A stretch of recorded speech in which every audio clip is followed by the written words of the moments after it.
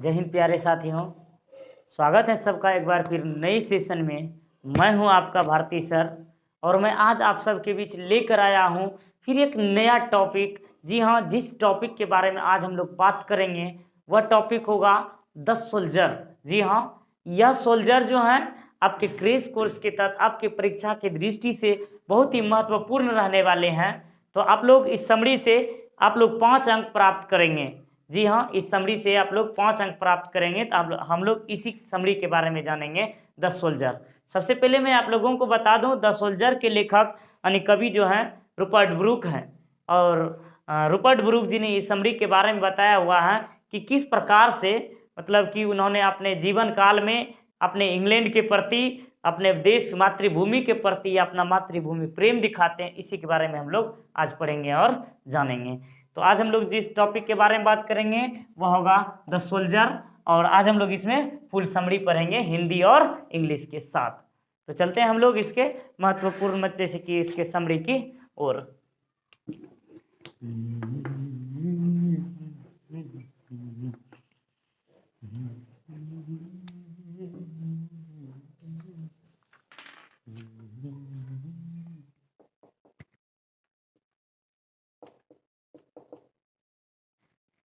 The soldier is a patriotic poem.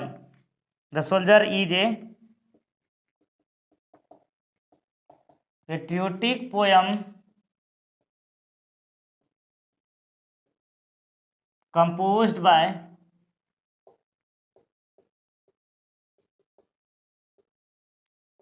Rupert Brooke.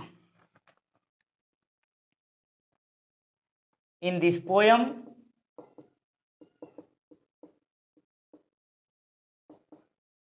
the poet has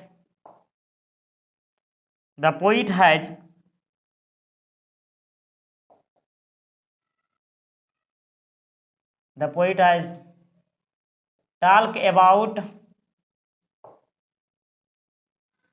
his affection and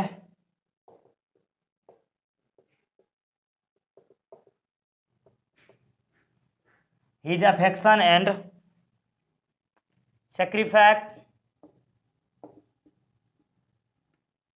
for the country.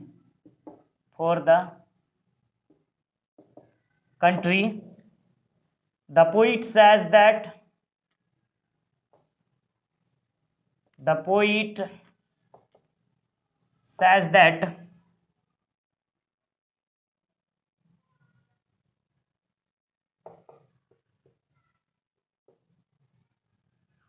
everywhere I would die,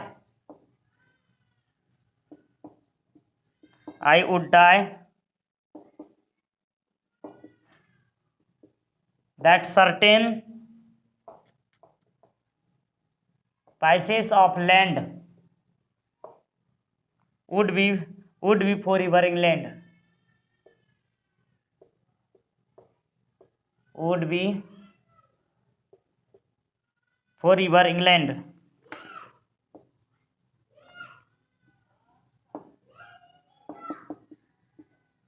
I am that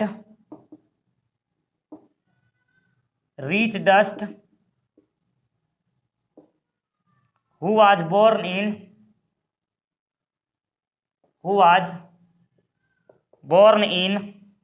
England,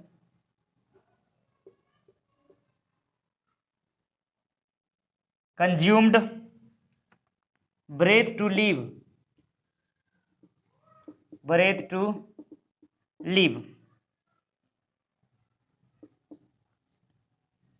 He does not give any place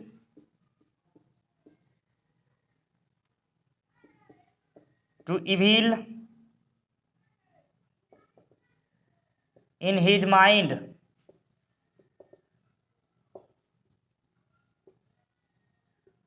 He never pulls himself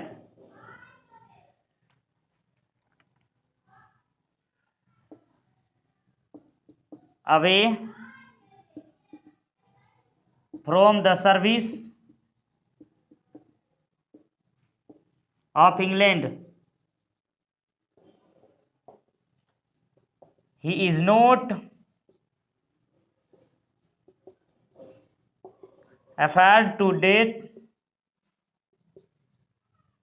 rather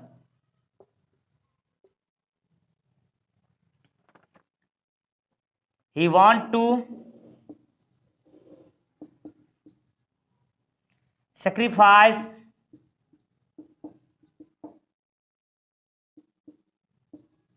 his life for his country. He wants a country where there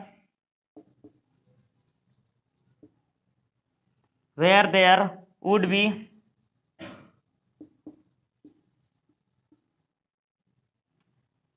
peace everywhere,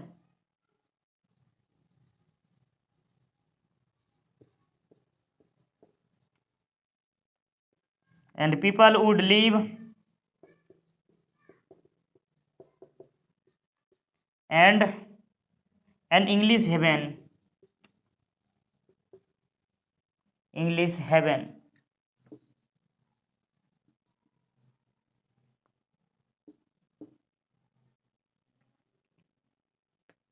It's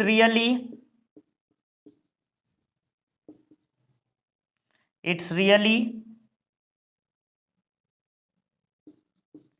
an awesome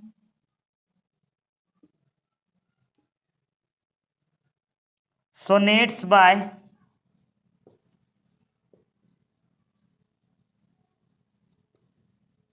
handsome poet Rupert Brooke,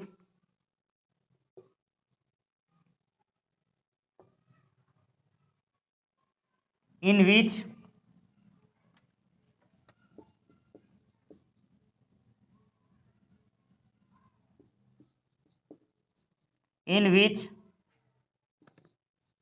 he was brilliantly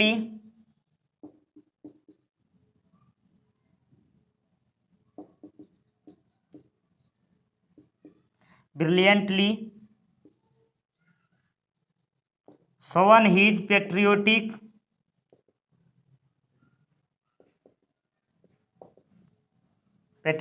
feeling in a brief manners.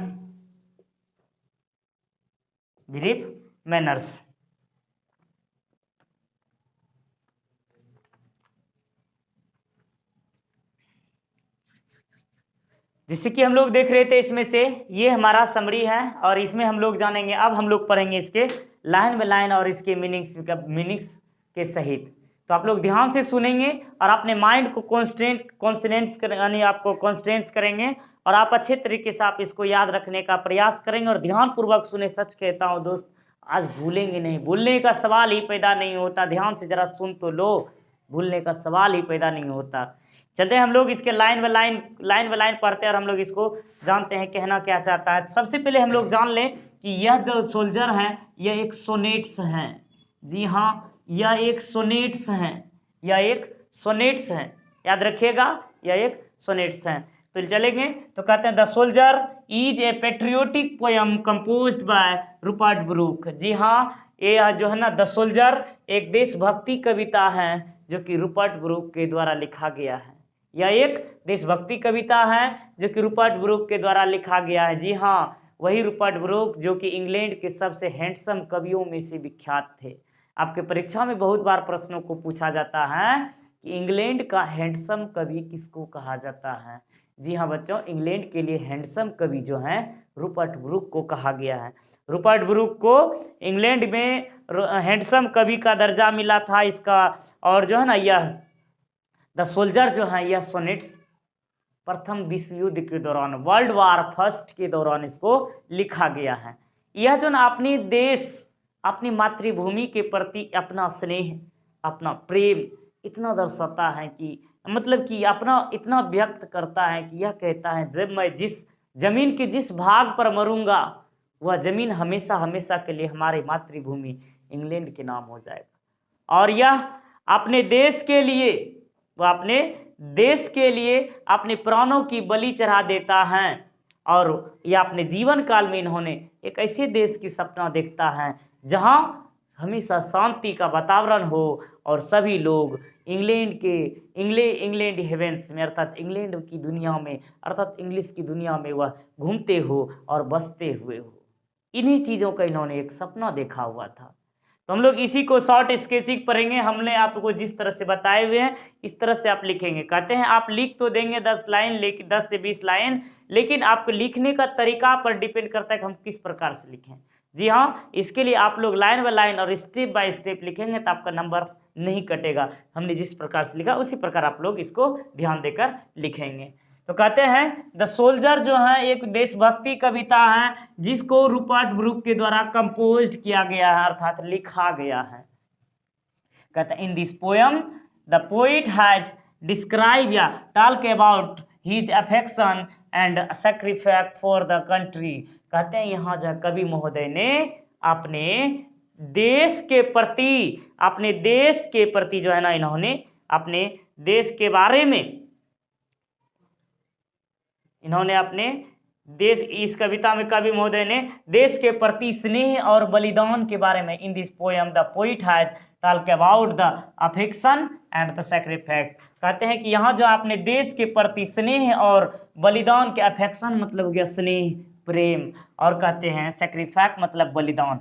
इस कविता में कवि महोदय ने अपने देश के प्रति स्नेह और बलिदान के बारे में बताया हुआ है अर्थात वर्णन किया है, चित्रण किया हुआ है। The poet says that everywhere I would die, that certain pieces of land would be forever England। देखेंगे बच्चों यहाँ अच्छे तरीके से इन्होंने कहा है, बहुत ही सुंदर बड़े भाव से कहा है। सोनेट्स जो होता है कविता का एक अंश होता है पोएम्स का, जो कि मात्र 14th लाइन का लिखा जाता है। आप लोग ध्यान से देखेंगे एनसीईआरटी बुक में यह जो पोएम होगा 14th लाइन का होगा, तो उसी में से यह समरी आपको लिखना है कि क्या व्यक्त किया है। यहाँ जो इन्होंने the poet says that everywhere I would die, कहता है कि कवि महोदय कहते हैं जब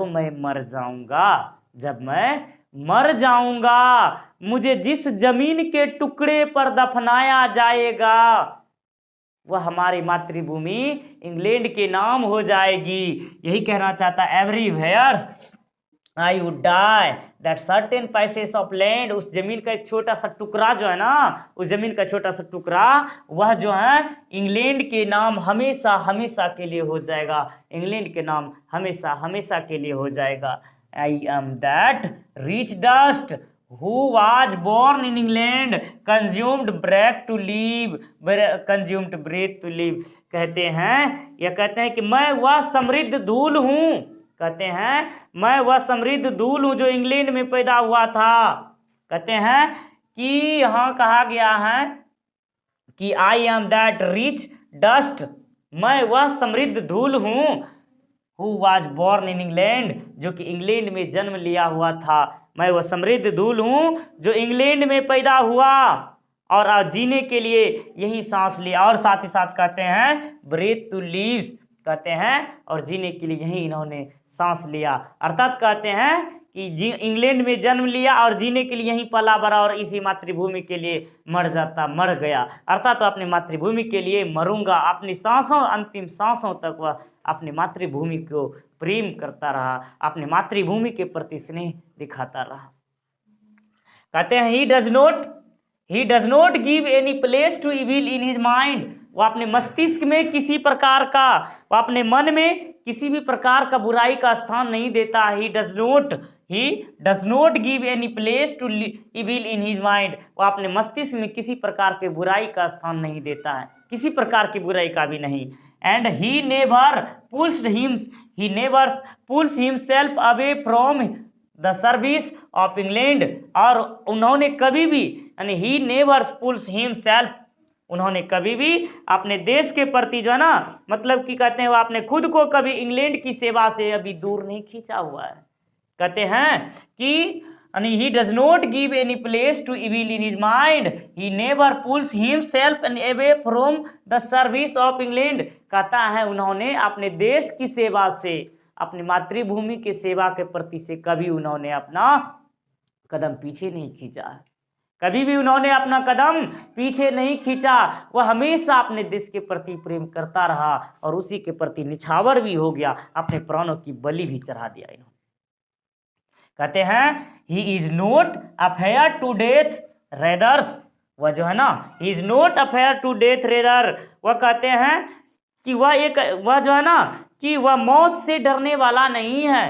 कहते हैं he is not afraid to death rather, वह मौत से डरने वाला नहीं है। कहता है कि वह अपने देश के प्रति सेवा करने के दौरान वह मर भी जाएगा ना तो किसी प्रकार का वहाँ प्रभाव नहीं पड़ेगा, वह अपने अंतिम सांसों तक लड़ेगा, अपने अंतिम सांसों तक लड़ेगा। तो इसीलिए तो अपने सुंदर से लाइनों में कहा जाता है, चलो झुककर सलाम उन्हें करें। कहते हैं आप ये देशभक्त अपने देश के लिए, अपने आन के लिए, अपने शान और अपने मान के लिए कहते हैं बड़ी सुंदर से लाइन में, चलो झुककर सलाम उन्हें करें जिनके हिस्से में यह मुकाम आता है। चलो झुककर सलाम उन्हें करें जिनके हिस्से में यह मुकाम आता है। किस कदर खुशनसीब होते हैं वो लोग जिसका खून वतन के काम आता है, जिसका खून वतन के काम आता है। तो ठीक इसी प्रकार से इन्होंने अपने आप में कहा था, मैं वह समृद्ध धूल हूँ, मैं वह समृद्ध धूल हूँ जो इंग्लैंड की धरती पर जन्म लिया और यहीं से मैंने अपने जीवन की रूपरेखा तैयार किया और यहीं से इन्होंने अपने जीवन की पहली सांसों को लिया और अंतिम सांसें भी मैं इसी जमीन, इसी मातृभूमि के लिए छोड़ूंगा, अंतिम सांसों तक इसकी रक्षा करूंगा। वही कहते हैं, मुझे मौत से नहीं डरता, मुझे मौत से डर नहीं लगता, मैं मौत से नहीं डरता। And he want to sacrifice his life, his life his life, यानी कहते हैं कि he want to sacrifice country,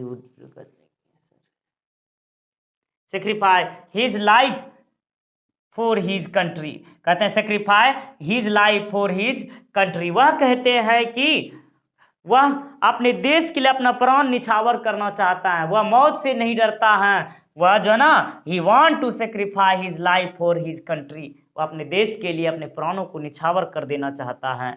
We want a country where there would be peace everywhere and the peoples would live in an English heaven। कहते हैं मेरे प्यारे बच्चों कि he want to country, he wants a country, वह एक ऐसा देश चाहता है, वह एक अपने जीवन में ऐसा देश चाहता है जहाँ हर वक्त शांति का वातावरण हो, शांति का माहौल हो। वही कहता है he wants a country where there would be a peace, वह एक ऐसा देश चाहता है जहाँ चारों तरफ शांति का वातावरण हो, everywhere and peoples would live in English heaven. कहते हैं कि वह ऐसा देश जहाँ इंग्लिश का वातावरण, जहाँ चारों तरफ इंग्लिश ही नजर आए, अर्थात वहाँ इंग्लैंड के न, वह कहते हैं कि चारों तरफ वैसा देश चाहता है जहाँ हर जगह शांति हो और लोग अंग्रेजी के स्वर्ग में रहे, वह इंग्लिश हेवेंस में रहे, अंग्रेजी भरे स्वर्ग में रहे। हेवेंस का मतलब हुआ बच्चों यहाँ स्वर्ग, वह अंग्रेजी स्वर्ग में रहे। कहते हैं it's really an awesome sonnets, it's really an awesome sonnets by handsome poet Rupert Brooke, in which he was brilliantly shown his patriotic feelings in a brief manner। कहते हैं इन्होंने कि यहाँ जो है it's really an awesome sonnets, जी हाँ लास्ट में हम लोग लिखेंगे इस तरह से, it's really an awesome sonnets by handsome poet Rupert Brooke. यह जो है हैंडसम पोइट्स, मतलब इंग्लैंड में रूपर्ट ब्रूक एक हैंडसम कवि के रूप में विख्यात था और यह जो है उसके द्वारा लिखा गया बहुत ही प्रख्यात और विख्यात सोनेट्स के रूप में एक है, गिने चुने सोनेट्स में एक है, जिसमें से in which he was the brilliantly shown his patriotic feelings, जहां उन्होंने अपने देश के प्रति गहरी भावना और गहरी संवेदना का भाव व्यक्त किया हुआ है और बहुत ही छोटे से मैनर्स के रूप में उन्होंने गहरी संवेदना और भावना के प्रति व्याख्या किया हुआ है, वर्णन किया हुआ है।